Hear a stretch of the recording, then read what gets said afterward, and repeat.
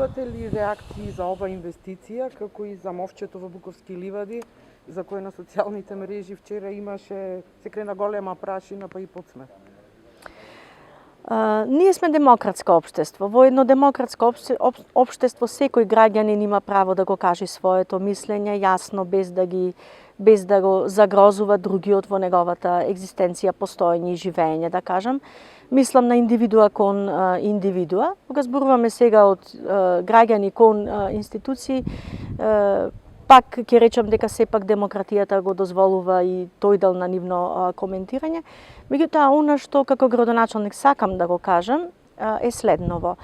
Во Буковски ливади, значи во тој дел од градот, кон Буково и кај делот кај Хераклија, значи целиот тој, да кажам, опфат од градот, моментално се изведуваат градежни активности од над 25 милиони денари. Се изведува канализација, значи за селото Буково, кој што воопшто досега не постоела.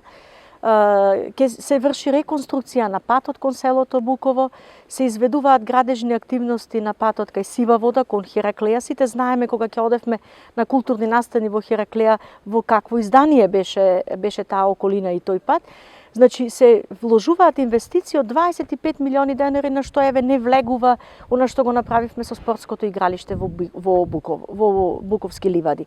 Значи тоа се инвестициите кои што ги прави општината, но јавните предпријатија се должни покрај овие крупни инвестиции за кои зборувам, да сепак и по барање на граѓаните вршат услуги кои што на граѓаните на некаков начин им значат, им го леснуваат животот.